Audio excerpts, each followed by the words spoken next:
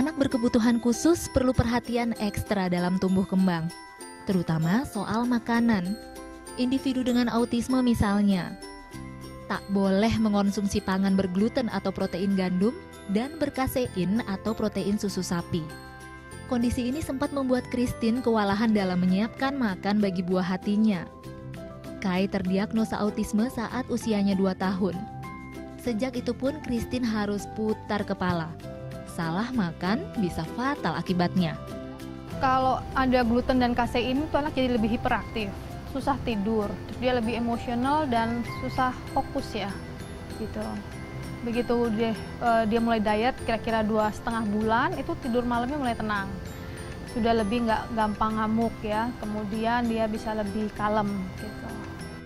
Produk di pasaran hampir tak terhindarkan dari kedua kandungan tersebut, membuat sendiri semua makanan jadi satu-satunya pilihan. Awalnya untuk memenuhi kebutuhan pribadi, kemudian banyak teman, kerabat, dan komunitas yang ikut memesan.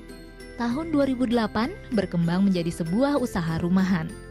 Kedai mini Christine berada di kawasan Jati Bening, Bekasi, Jawa Barat. Tak hanya menyediakan bahan baku, ia juga menyajikan aneka kue dan makanan. Semua berspesifikasi khusus untuk mereka yang berkebutuhan khusus. Favorit pelanggan salah satunya shortbread cookies. Resepnya coba-coba alias hasil eksperimen Christine sendiri. Proses pembuatan cookies lezat ini sederhana. Senjata utamanya yang penting semua bahan bakunya organik. Kenapa pakainya mocha? Ini salah satu aja. Jadi saya punya 9-10 macam cookies, itu tepungnya macam-macam. Ada yang dari singkong, ada yang dari ubi ungu, ada yang dari tepung beras hitam gitu. Jadi ini salah satu variasi. Mocha itu yang paling mirip terigu, paling gampang dibikin kue kering atau kue cake gitu. Variasi aja. Jadi ada kue-kue yang dibikin dari mocha, ada yang bisa dari tepung-tepung yang lain juga. Jadi kalau pakai tepung lainnya nggak apa-apa ya Bu ya? Bisa sekali, dari tepung beras, tepung Garut, macam-macam. Nanti bisa dilihat di depan. Tahapan selanjutnya sama dengan cara membuat biskuit pada umumnya. Kreasi terbaru Christine, kue dari buah dan sayuran. Seperti cupcakes yang satu ini. Bahan utamanya wortel. Pemanis anti gluten menggunakan mentega canola serta buah naga. Dekorasi alami dengan menggunakan daging buah alpukat murni.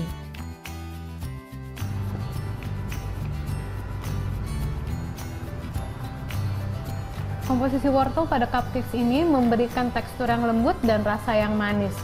Perpaduan krim dan buahnya juga memberikan kesan yang sehat, segar, dan alami.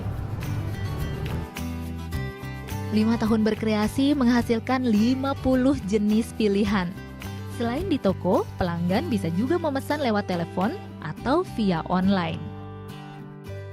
Feiza buah hatinya terdiagnosa Attention Deficit Hyperactivity Disorder atau gangguan hiperaktivitas. Makanan bergluten dan berkasein akan memperparah gejala. Okta pun harus pintar-pintar menyediakan makan untuk putra tercintanya. Masalah datang terutama saat Feiza bosan makan makanan rumah. Kalau sudah begini, kue-kue Christine jadi alternatif penolongnya. Dia lebih suka yang bentuknya karakter ya, kayak ini yang apa ini tadi ya, rice cookies itu ya. Itu dia bentuknya binatang karakter, dan saya tadi siang nanya ke Bu Christine, apa ada nggak kue lain yang bentuknya binatang supaya dia suka itu. Masih diusahakan sih ya. Jadi kalau yang bentuk biasa seperti square, round gitu, atau moon itu dia nggak tertarik gitu, tertarik karena binatang. Selain menu yang tersedia, pelanggan juga bisa memesan kue sesuai keinginan masing-masing. Harganya mulai dari Rp10.000. Kue-kue dan snack yang ada di tempat ini dapat dinikmati individu berkebutuhan khusus lainnya seperti alergi dan diabetes. Mereka hanya perlu menyesuaikan produk dengan kebutuhan diet masing-masing, mulai dari diet gula pasir, MSG, terigu, sampai bahan-bahan pengawet lainnya. Pelanggan Christine juga datang dari berbagai kalangan, termasuk penderita alergi akut, diabetes, sampai mereka yang sedang menurunkan berat badan. Feby Purnamasari, Wusana Bayu Pamungkas melaporkan untuk NET. Ya itu dia, memang inovasi dalam dunia kesehatan terus berkembang, dan kali ini kami akan mengupas lebih banyak tentang asupan khusus untuk penyandang autistik. Untuk itu telah hadir bersama kami Ibu Christine dan Dr. Florentina Marian. Selamat pagi. Selamat pagi. Dan di sini Ibu Christine juga membawa beberapa makanan. Ini menarik sekali. Kami penasaran sebenarnya. Ini boleh dijelaskan Ibu, apa yang menjadi yang paling menarik gitu dari antara makanan-makanan di sini, kenapa? Tapi Nina, sebelum kita mungkin berbincang-bincang, kita mau ingetin lagi dulu ya kan? Kalau kami juga akan membuka layanan interaktif loh bagi Anda yang memang memiliki pertanyaan seputar nutrisi bagi anak-anak berkebutuhan khusus. Langsung saja hubungi kami di 295461188 bagi Anda yang berada di Jakarta, dan untuk Anda yang berada di luar Jakarta, Anda bisa menghubungi kami di 02129546189. Dan tentunya Anda bisa mengirimkan pertanyaan lewat Twitter juga di @ems_net dengan hashtagnya health gitu. Iya, itu dia tadi. Kalau misalnya penasaran, tapi saya langsung ingin menanyakan apa nih yang ada di sini dan apa yang berbeda dari makanan-makanan yang kita asup biasanya. Oke, biasanya anak-anak ini suka makan snack ya, makan camilan. Nah ini yang susah carinya. Jadi saya bikin berbagai camilan kayak crackers, kerupuk, ada cookies, ada cupcake ada cantik. cupcake yang memang sesuai untuk diet anak berkebutuhan khusus seperti autisme. Berarti tanpa apa saja boleh disebutkan Ibu? Tanpanya banyak nih Mbak. Tanpa gluten, tanpa kasein, tanpa telur, tanpa pengembang ya, tanpa pewarna buatan, pengawet, bahkan tanpa gula juga. Tanpa gula juga. Tanpa margarin. Dok, ini boleh nggak dikonfirmasi kenapa sih anak berkebutuhan khusus ini dianjurkan untuk tidak mengkonsumsi makanan yang mengandung kasein dan gluten? Nah, mungkin saya jelaskan dulu autisme itu ya. Kalau autisme sebenarnya bukan penyakit kelainan jiwa, tapi dia itu adalah gangguan di persarafannya. Jadi gangguan di saraf, apa itu sel sarafnya atau selubungnya yang menyebabkan si anak ini ya terjadi gangguan kognisi, gangguan perilaku, emosi, dan memang penyebabnya masih bermacam-macam. Jadi ada yang mengatakan karena infeksi, karena genetik, karena polutan. Tadi yang disebutkan misalnya polutannya adalah air raksa atau plumbum, itu adalah salah satu polutannya. Kemudian ada juga bahan kimia seperti pengawet atau pewarna, itu juga menjadi salah satu penyebab. Nah, salah satunya lagi adalah kerusakan saluran cernanya. Jadi kerusakan saluran cerna di sini terjadi epitelnya rusak, epitel saluran cerna kita harusnya mulus, dia rusak, jadi ada kebocoran-kebocoran lebih renggang yang kita namakan sebagai leaky gut syndrome. Nah, karena si kebocoran ini dan produksi enzimnya juga berkurang pada anak-anak yang autis atau anak-anak dengan gangguan tertentu, itu enzimnya kurang. Molekul seperti kasein dan gluten, ini kan molekulnya besar. Dia tidak bisa dicerna secara sempurna, kemudian ada kebocoran, jadi dia masuk mungkin dalam bentuk yang harusnya sudah terpecah, tapi bentuknya masih yang utuh atau setengah utuh. Nah, ini harusnya tidak ada dalam darah. Begitu molekul ini masuk ke dalam darah, dia bisa berikatan dengan reseptor yang ada di otak, reseptor opioid.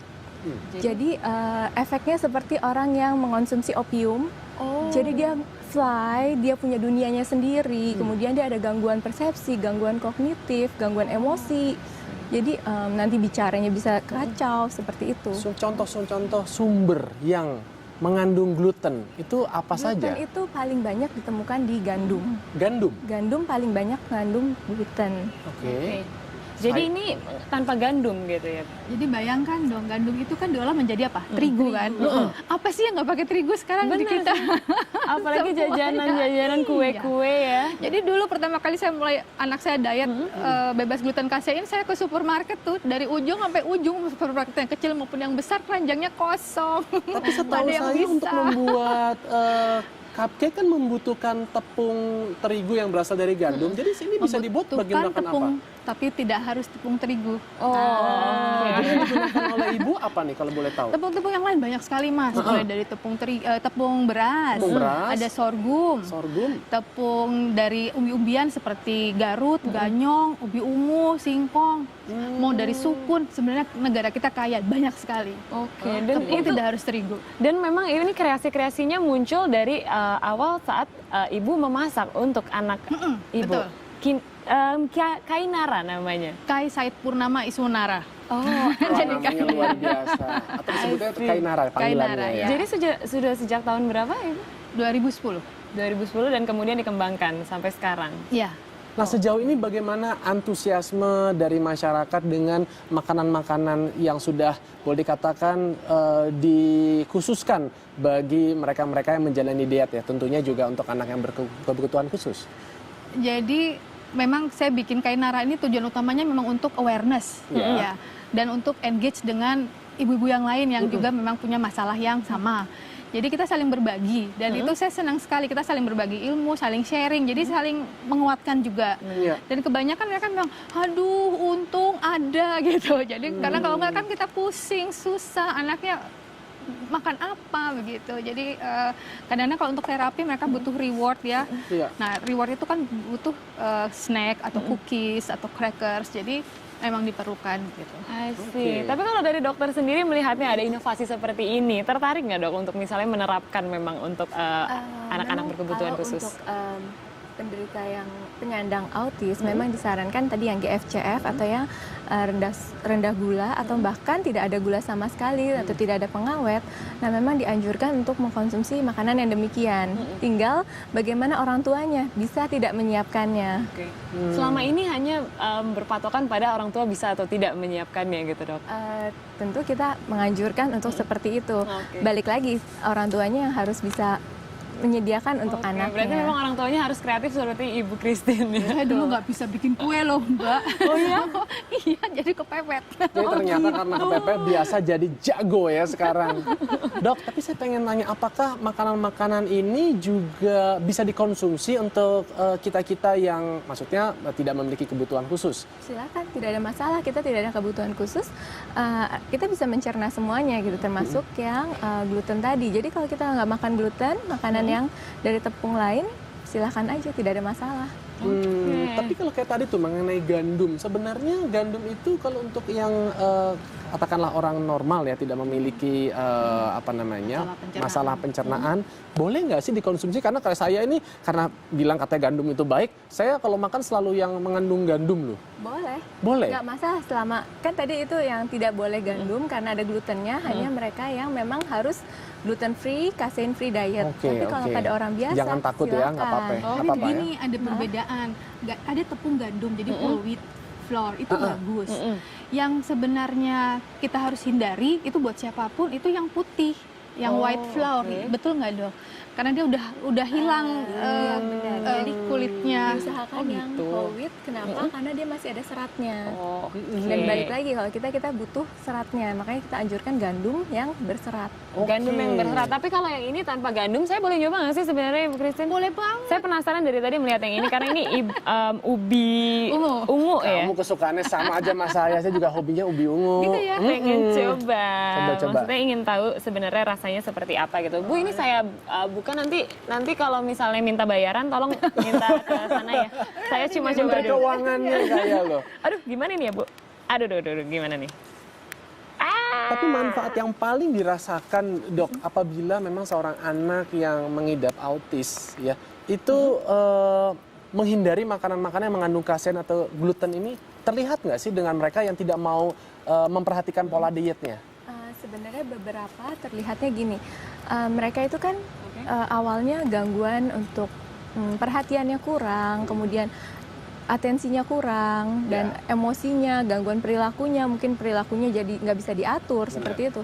Dan beberapa sih memang menyatakan bahwa kalau sesudah dia diet yang diatur berkurang, jadi dia lebih bisa untuk atensinya, kemudian belajar juga lebih bisa, lebih mudah untuk pelan-pelan lebih bisa dibandingkan kalau dia yang tadinya dibiarkan saja. Jadi sebenarnya ini bagian dari terapi gitu ya? Bagian dari intervensi ya. Tapi bagaimana rasanya, share dong ke kita. Rasanya sebenarnya not that bad. Maksudnya biasanya saya not bad. Maksudnya penasaran karena biasanya kalau misalnya kita mengingat makanan sehat tuh biasanya nggak gitu enak gitu kan. Tapi ini lumayan. Nah, tapi hanya sedikit lebih seret atau apa tuh bisa dibilang agak lebih nyangkut aja sedikit dibanding biasanya kalau kita makan mungkin kue biasa Karena ya. dia teksturnya ubi ungu kan dia memang berat. Benar. Dan dia kayak kadar air. Ini kode, maksudnya tolong air gitu sama tehnya gitu. Maksudnya begitu, biar lebih enak gitu loh. Oke, dan kita akan sambil makan kita akan menyapa ada telepon masuk. Selamat pagi Ibu, dengan siapa? Selamat pagi. Pagi, dengan Ibu siapa? Ibu Rini Dari mana? Mau tanya ke siapa? dari Cikarang. Cikarang. Iya, silakan pertanyaannya langsung tujukan ke dokter atau ke ibu. Dokter sama Ibu Christine. Oke, boleh. Silakan pertanyaannya langsung. Pagi dok. Hai. Silakan langsung. Ya, pagi dok. Iya, pagi. Silakan langsung pertanyaannya. Tadi kan dokter menjelaskan tentang yang enzim buat pencernaan anak-anak autis ya. Iya. Kebetulan teman saya ada yang menyarankan seperti obat-obat apa tuh yang buat jamur-jamur gitu dok. Kira-kira itu disarankan atau tidak ya? Jamurnya maksudnya jamur seperti apa nih? Kan katanya buat anak-anak autis itu kan di dalamnya itu terbanyak jamur-jamur gitu. Kemarin sih saya sempat sharing, mereka menyarankan kayak kasih obat-obat apa ya, kayak anti jamur seperti itu dok.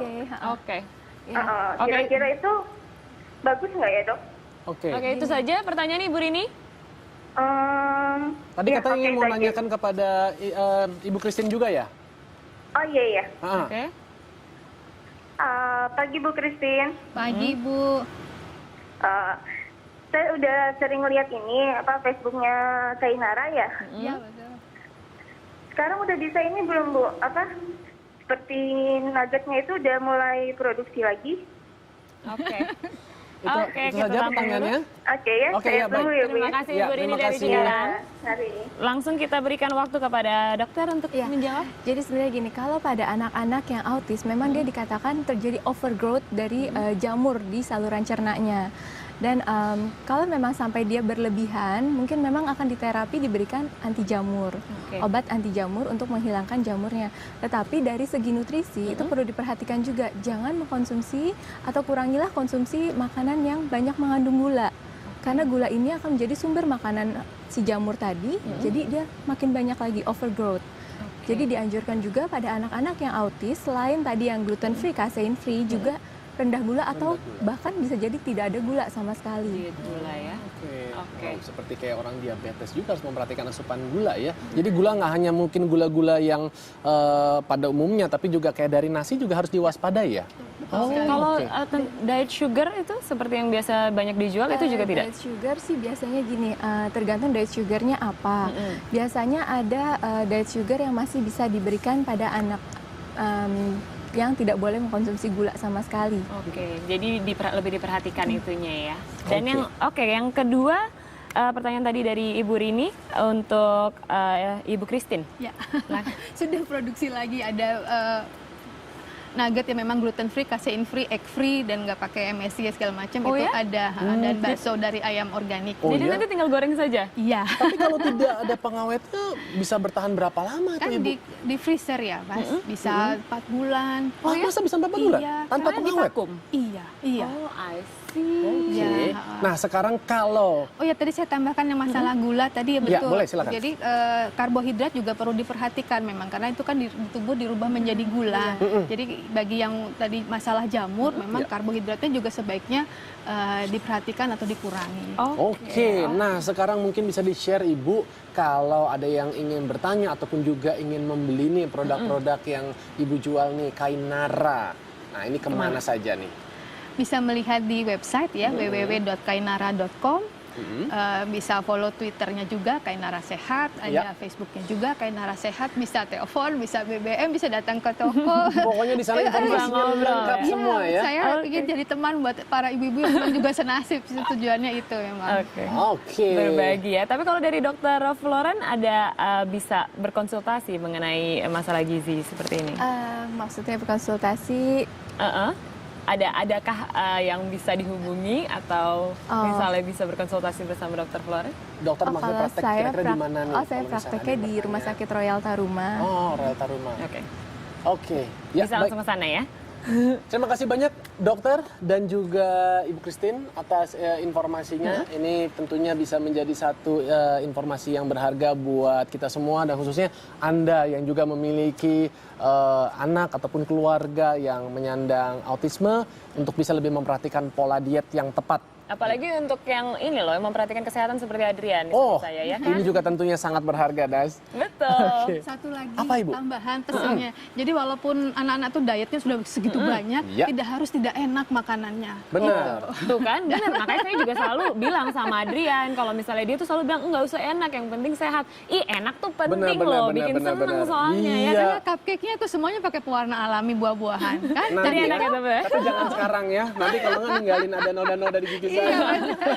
Oke, dan kita masih nanti akan membicarakan mengenai kita menjelang Natal nih, karena nuansa musim dingin bersalju ini membuat gembira anak-anak di Surabaya. Sesaat lagi tetap di Indonesia Morning Show. Let it snow, let it snow. That doesn't show signs of stopping. And I brought some corn for popping. The lights are turned way down low. Let it snow, let it snow, let it snow.